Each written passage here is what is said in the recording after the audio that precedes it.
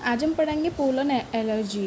Pollen allergies में होता है जो पोलन ग्रेन काफ़ी सारी स्पीसीज जो कि एलर्जी करते हैं, जो कि एक्जोटिक भी होते हैं, यानी कि जो कि फॉरेन स्पीसीज जो होती हैं। एंड ये हमारे क्रॉनिक रेस्पिरेटरी डिसऑर्डर्स भी है, लाइक जैसे अस्थमा हो गया, ब्रोंकाइटिस हो गया, हे फीवर हो गया, जिसको हम ब्रोंकियल एलर्जी बोलते हैं। अब हमारा यूज़ ऑफ पोलन ग्रेन्स, यानी कि पोलन ग्रेन्स के क्या क्या यूज है। Pollen grains are rich in nutrients. जो पोलन ग्रेन्स होते हैं वो हमारे न्यूट्रिएंट्स से काफ़ी रिच होते हैं। Pollen tablets and syrups are used as food supplements. जो पोलन टैबलेट्स हैं एंड सिरप्स हैं वो फूड सप्लीमेंट की तरह यूज़ की जाती है।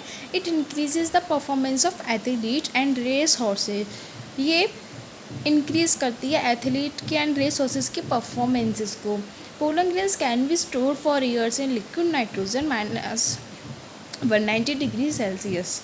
जो पोलन ग्रेन है हम उसको काफ़ी सालों तक स्टोर कर सकते हैं इन लिक्विड नाइट्रोजन -196 डिग्री सेल्सियस। इसी को हम क्रायो प्रिजर्वेशन मेथड कहते हैं। क्रायो प्रिजर्वेशन मेथड में भी यही होता है कि जो पोलन ग्रेन है उसको हम स्टोर करके रखते हैं लिक्विड नाइट्रोजन में -196 डिग्री सेल्सियस। एंड जो पोलन बैंक होती है उसमें भी ऐसा ही होता है। अब हम बात करते हैं वायबिलिटी का पोलन ग्रेन, यानी कि पोलन ग्रेन की कितनी वायबिलिटी है, वो जर्मिनेट कर रहा है अपने आप को टू फॉर्म पोलन ट्यूब। जो वायबिलिटी है वो हमारी डिपेंड होती है टेम्परेचर पे एंड ह्यूमिडिटी पे।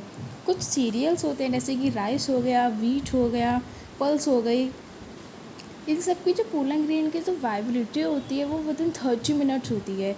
एंड जो रोजिएसी, लेगुमिनेसी, सोलनेसी, इन सब की जो वायबिलिटी होती है वो विदिन मंथ होती है। जो पोलन बैंक, जैसे मैंने बताया, जो पोलन बैंक है उसमें पोलन ग्रेन जो है स्टोर किए जा सकते हैं -190 degree Celsius in liquid nitrogen पे। एंड देन आफ्टर हम इसको प्लांट ब्रीडिंग में यूज़ करते हैं। इसी को हम क्रायो प्रिजर्वेशन मेथड भी बोलते हैं।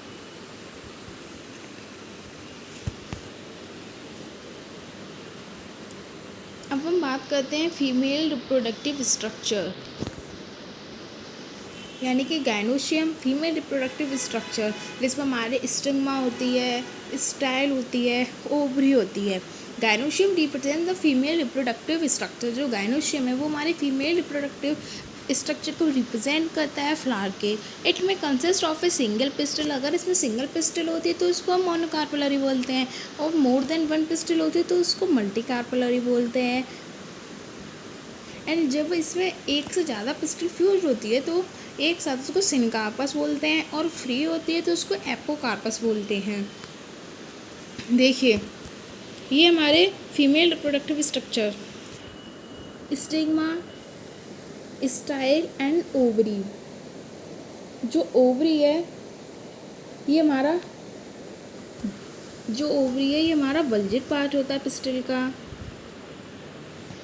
जो स्टिग्मा है ये हमारी लैंडिंग प्लेटफॉर्म है फॉर पोलन ग्रेन के लिए ये हमारी लैंडिंग प्लेटफॉर्म है।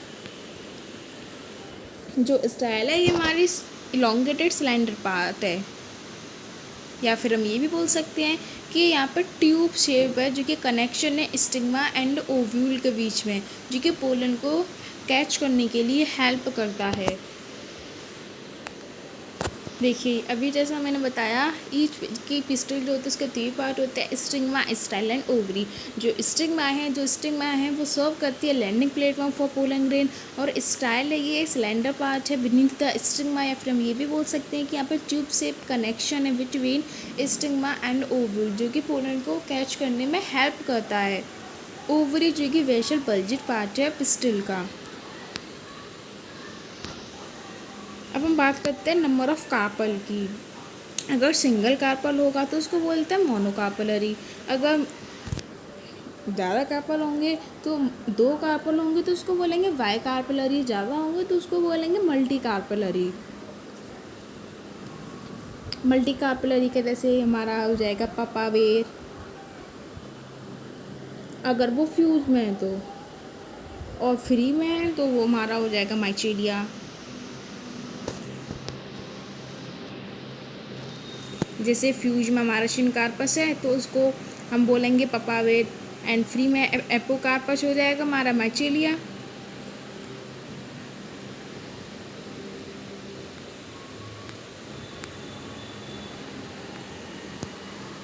Number of ovule. अब हम बात करते हैं नंबर ऑफ ओव्यूल की। अगर ओवरी में सिंगल ओव्यूल है तो यानी कि अगर ओवरी में हमारा सिंगल ओव्यूल है तो जो फ्रूट में जो सीड होगा वो भी सिंगल होगा, जैसे राइस हो गया, व्हीट हो गया, मैंगो हो गया।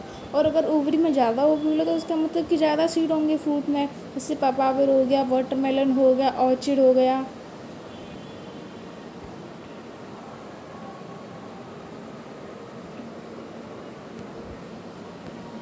अब हम बात करते हैं स्ट्रक्चर ऑफ ओव्यूल। जो ये हमारा स्ट्रक्चर ऑफ ओव्यूल, ये हमारा जो स्ट्रक्चर है ये हमारा एनाट्रोपस ओव्यूल का स्ट्रक्चर है। यहाँ पर पहले हमारा हाइलम है,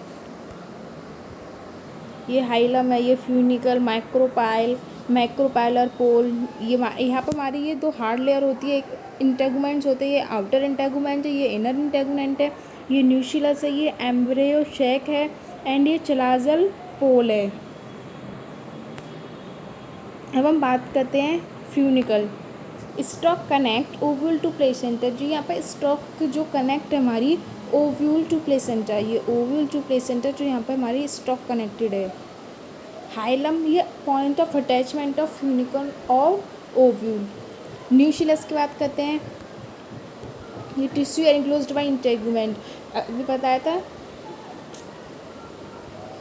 जो टिश्यू है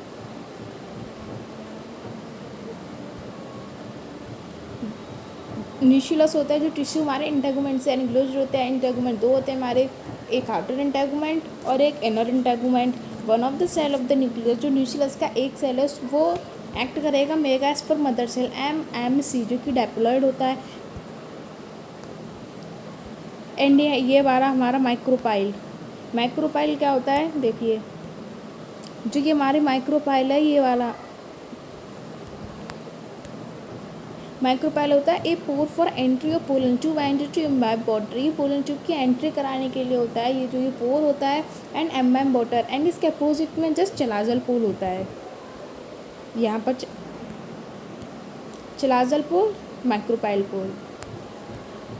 अब हम बात करते हैं मेगा स्पोरोजेनेसिस की।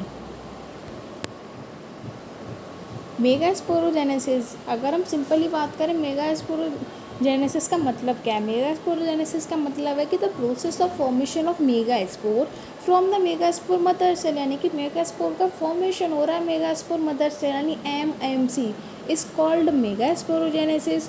तो अब मेरे पास एक ये वाली है, एक मेरे पास एक सेल है मेगास्पोर मदर सेल जो कि डायप्लॉइड है, यानी कि 2n है। जब हमने उसमें मियोसिस कराया है तो वो 4 हैप्लॉइड मेगास्पोर सेल बन गई।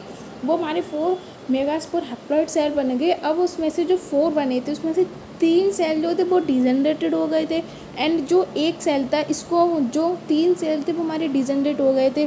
जो एक सेल बचा था ये, इसको हमने फंक्शनल मेगास्पोर सेल बोला, या फिर ये भी बोल सकते हैं कि मेगास्पोर और एम्ब्रियो सेल जो कि हैप्लॉइड है। अब इसकी हमने ग्रोथ कराई, जैसे न्यूक्लियस से उसको नरिशमेंट कराया, तो प्राइमरी माइटोसिस यानी कि हमारा एक सेल बना इसमें। अब ये माइक्रोपाइल के पास आ गया तो यहाँ पे 2 सेल बने, यहाँ पर 4 सेल बने। इसी तरह से ये वाला हमारा पूरा स्ट्रक्चर कंप्लीट हो गया। जो ये ऊपर की साइड में हमारा ये 3 एंटीपोडल सेल है, जो नीचे की साइड में इसमें जो मिडिल वाला है वो हमारा एक सेल है, एंड ये 2 हमारे सिनर्जिड्स हैं।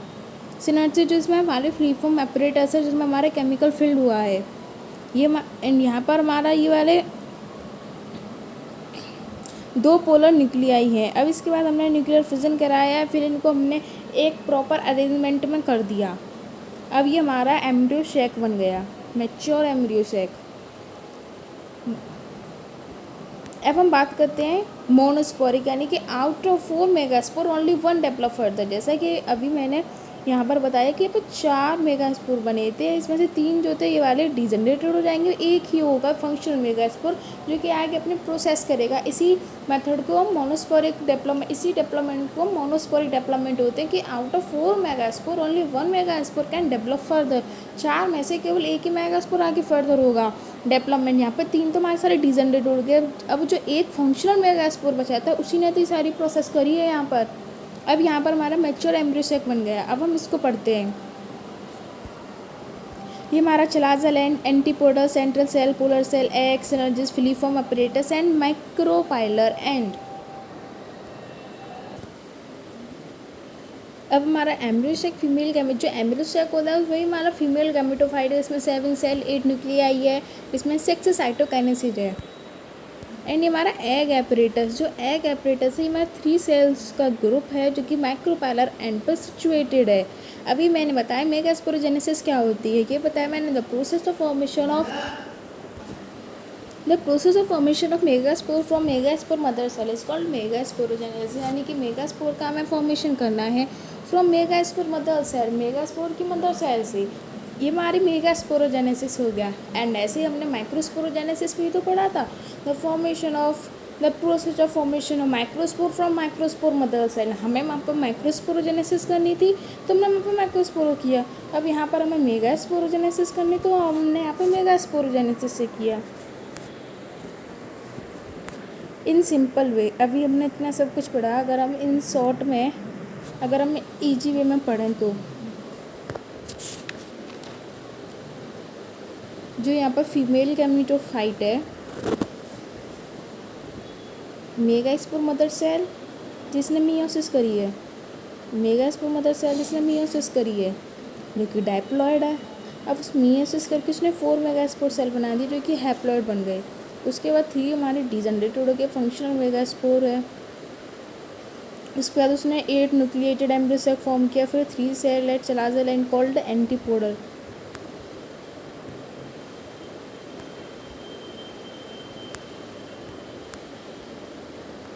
अब उसके बाद हमारा हुआ 2 पोलर न्यूक्लियाई एट सेंटर जो कि हैप्लॉइड था, and 3 cell group and micropylar egg cell जो ये भी हैप्लॉइड थे, एंड द सिनर्जीज।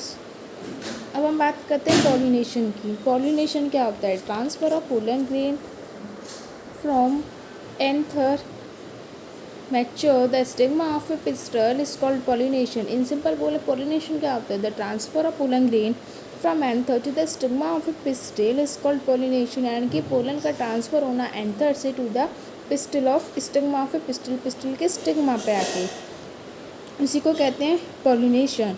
पॉलिनेशन के type self pollination and cross pollination. Self pollination इसमें हमारा ऑटोगैमी आएगा, जिट्नोगैमी आएगा। क्रॉस पॉलिनेशन जिसमें हमारा जीनोगैमी आएगा। ऑटोगैमी यानी कि सेम फ्लावर पे हो रहा है, जिट्नोगैमी यानी कि डिफरेंट फ्लावर पे हो रहा है। सेल्फ पॉलिनेशन, अब बात करते हैं क्रॉस पॉलिनेशन। जीनोगैमी यानी कि same species different flower, species same है, फ्लावर आपका डिफरेंट है। अब हम बात करते हैं ऑटोगैमी, जिट्नोगैमी, जीनोगैमी। हमने ये पढ़ लिया, अब हम इस डायग्राम के थ्रू थोड़ा समझ लेते हैं। देखिए ऑटोगैमी हमने पढ़ा था सेम फ्लावर, यानी कि इसी अंतर के इसको करूँगी तो ये मेरी हो जाएगी ऑटोगैमी, मैंने सेम फ्लावर पर ही किया है। और जिट्नोगैमी का मतलब होता है डिफरेंट। अगर मैं इसके पोलन से इसकी स्टिग्मा पे जाऊँगी तो ये मेरा जिट्नोगैमी हो जाएगा। और इसी तरह जीनोगैमी क्या होता है? सेम स्पीसीज है बट डिफरेंट फ्लावर है। अब स्पीसीज सेम है प्लांट की, अब मैंने इसके यहाँ से स्टिल पर गई, स्टिग्मा पर गई तो ये मेरा हो जाएगा जीनोगैमी। ये हमारा बाइसेक्सुअल, ये सारा अभी जो हमने देखा ये हमारा बाइसेक्सुअल फ्लावर का था। ये जो भी हमने पढ़ा है हमारा सारा बाइसेक्सुअल फ्लावर का था। अब हम बात करते हैं इस यहाँ पर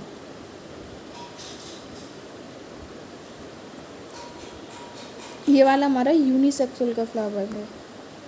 अब इसके यहाँ से जाएंगे तो जिट्नोगैमी, सेम प्रोसीजर है, बस आपको समझ में आना चाहिए कि ऑटोगैमी, जिट्नोगैमी, जीनोगैमी का। यहाँ से पे हमने ऑटोगैमी, जिट्नोगैमी, जीनोगैमी समझा, उसी तरह से यहाँ पर हो जाएगा। ये हम डिफरेंट फ्लावर जिट्नोगैमी, सेम स्पीसीज है बट फ्लावर डिफरेंट है, तो यहाँ पर हो जाएगा हमारा जीनोगैमी। अब हम ये हमारा यूनिसेक्सुअल है फ्लावर है, ये हमारा यूनिसेक्सुअल फ्लावर है, बाइसेक्सुअल प्लांट है। ओके, अब हम जैसे एग्जांपल देख लेते हैं। जैसे कि हमारा एग्जांपल हो जाएगा कुकुरबिट, कोकोनट, कास्टर, मेज। ये वाला फ्लावर हमारा यूनिसेक्सुअल फ्लावर है। इसमें देखिए जीनोगैमी। इसके एग्जांपल हो जाएंगे हमारे डेट पाम, पपाया,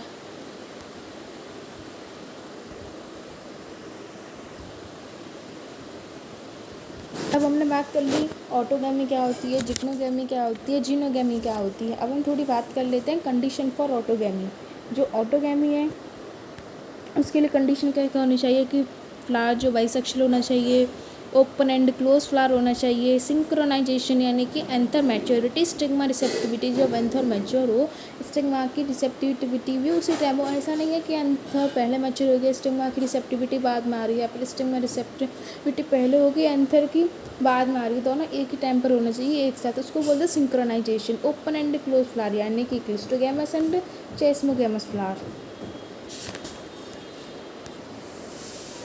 अब हम बात करते हैं कंडीशन फॉर जिक्नोगैमी। इसमें प्लांट जो है बाइसेक्शुअल होना चाहिए, पॉलिनेटर्स इसमें रिक्वायर्ड होता है क्योंकि डिफरेंट फ्लावर में हो रहा है। फंक्शनली ये जीनोगैमी होता है बट इकोलॉजिकली हमारा ऑटोगैमी होता है।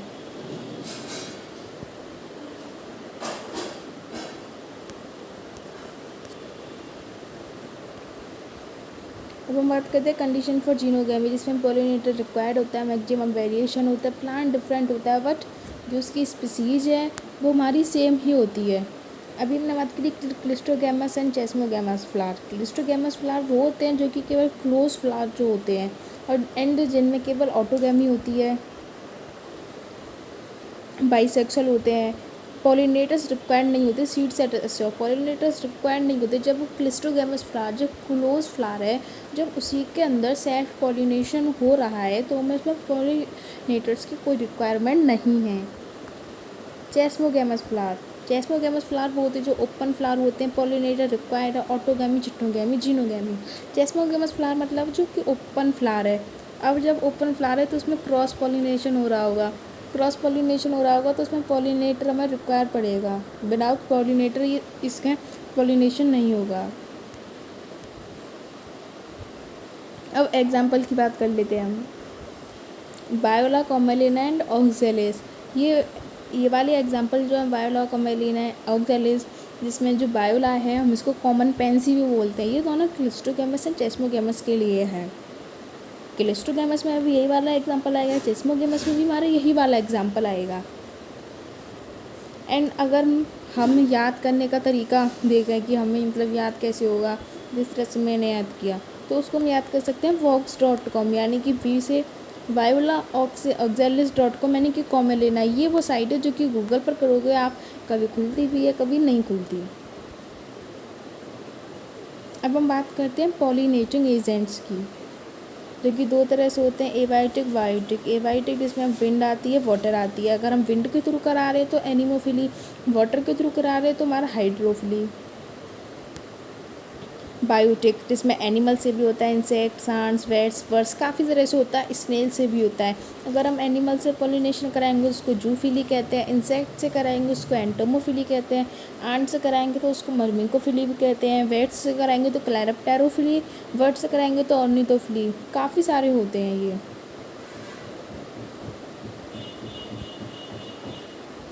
हम बात करते हैं बायोटिक एंड अबायोटिक में से सबसे ज़्यादा जो होता है वो बायोटिक में होता है पॉलिनेशन, एंड अमंग एबायोटिक इसमें विंड से होता है, एंड अमंग बायोटिक हनी भी होता है, एंड इंसेक्ट्स बोल दो चाहे आप।